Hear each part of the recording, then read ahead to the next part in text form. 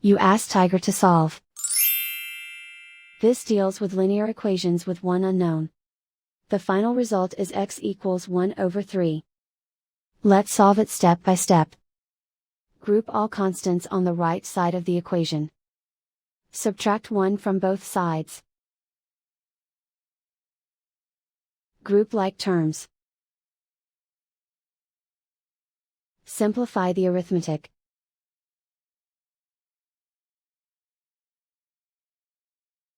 Isolate the x. Divide both sides by -3. Cancel out the negatives. Simplify the fraction. Cancel out the negatives. And so the final result is x equals 1 over 3.